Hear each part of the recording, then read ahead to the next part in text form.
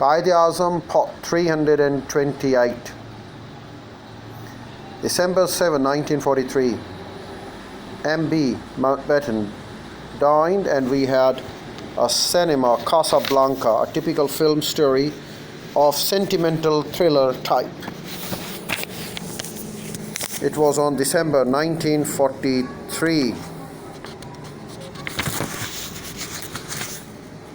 The others seemed to like it, but I was neither touched nor thrilled and said so to Mountbatten afterwards.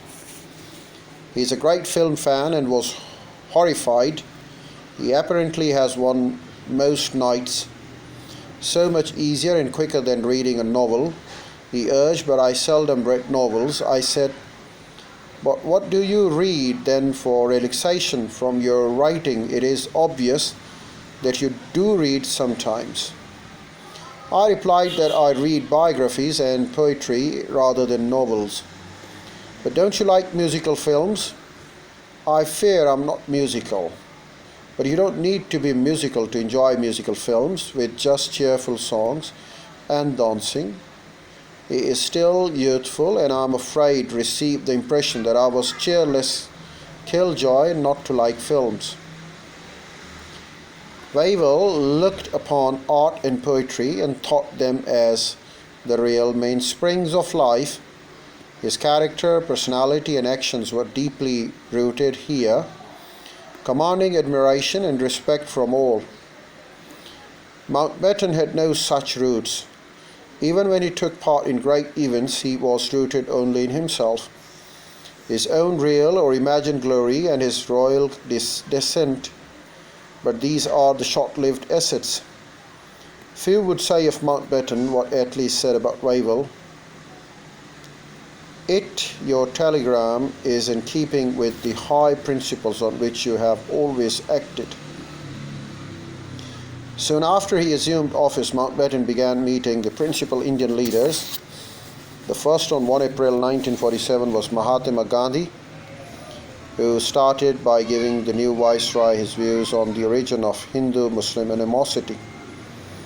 And though he did not hold the British responsible for its origin, he said their policy of divide and rule that kept tension very much alive, and that Viceroy should now reap what his predecessors had deliberately sown.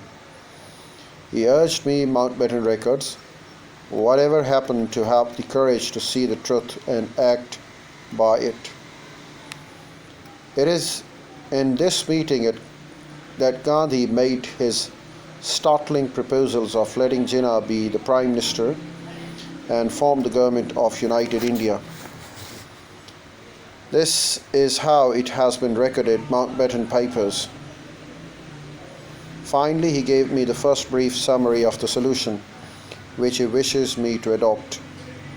Mr. Jinnah should forthwith be invited to form the central interim government with members of the Muslim League. This government should operate under the Viceroy in the way the present interim government does. Any difficulty experienced through the Congress have a majority in the Assembly be overcome by their able advocacy of the measures they wish to introduce. I need not to say that this solution coming at this time staggered me. I asked, what would Mr. Jinnah say to such a proposal? The reply was, if you tell him I am the author, he will reply, "Really, Gandhi?" I then remarked, and I presume Mr. Jinnah will be right, to which he replied with great fervour, "No, I am entirely sincere in my suggestion." I did, however, obtain Mr. Gandhi's permission to discuss the matter with Pandit Nehru and Maulana Azad in strict confidence the next time they came to see me. This talk with Gandhi did not end here. It continued the next day too, 2 April 1947, and lasted for a clear 2 hours or so, about which Mountbatten has recorded how he twitted him, Gandhi, that he really desired me to form a central government run by Congress, to whom I would turn over power, and that the preliminary offer to Jinnah was merely a maneuver. He assured me again with burning sincerity that this was so far from being the case that he then there volunteered to place his whole services at my disposal in trying to get Jinnah government through, first by exercising influence with the Congress to accept it, and secondly by touring the length and the breadth of the country getting all the peoples of India to accept the decision.